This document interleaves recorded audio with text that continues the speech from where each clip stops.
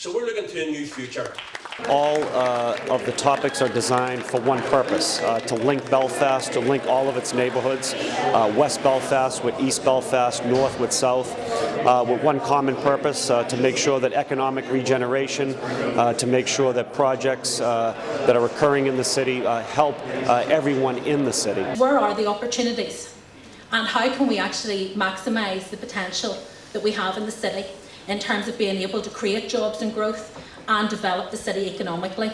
The important thing is that it's properly coordinated, that it's accessible, and that everyone in the city benefits, that it truly is a one city vision and not simply small communities putting in a lot of effort but not necessarily getting the maximum return.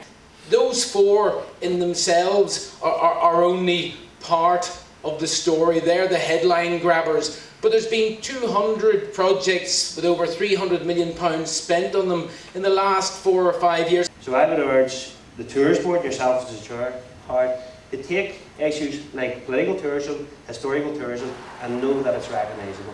We're using this as an opportunity to speak with each other, and obviously delegates and people who are at the conference can mingle with each other, learn from each other, but also draw on other people's experiences to make sure that Belfast moves into the future in a much more positive direction. Jobs growth and economic development are absolutely critical to our future success.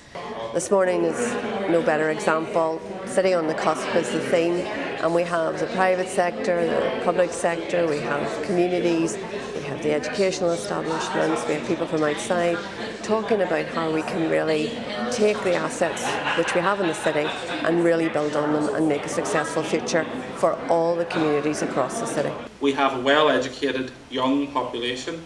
We've been pretty good at attracting inward investment, and we've got a rich industrial and cultural heritage on which to build a new globally competitive economy.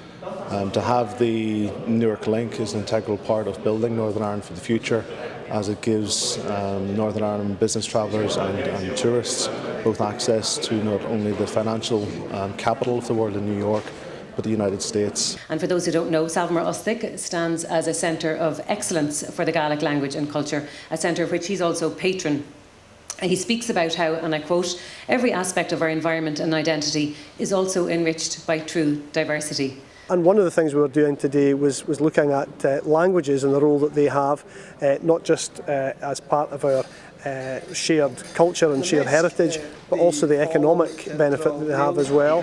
We were looking at the situation both here in terms of the Irish and Ulster Scots languages, but also making comparisons with other places, in my case with Scotland and Scottish Gaelic and Scots. An opportunity to understand what kind of exciting developments are out there, particularly from communities, particularly in culture and the arts, but it's also a chance for an honest discussion about what really needs to be addressed to make this one city.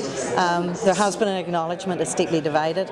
There needs to be an acknowledgement that in particular the most deprived areas, the areas of objective need, have to be part of our one city, and that takes real effort. I know the City of Boston has enjoyed a tremendous amount of innovation and growth around our knowledge-based economy. I view Belfast as having the same qualities, the same attributes with its people, a willingness to put those skills together. Belfast One City Conference was about community, about culture and about commerce, and we brought all those three elements together. We also brought 5 political parties together, 4 ministers, 1 from Scotland, 3 of our local ministers.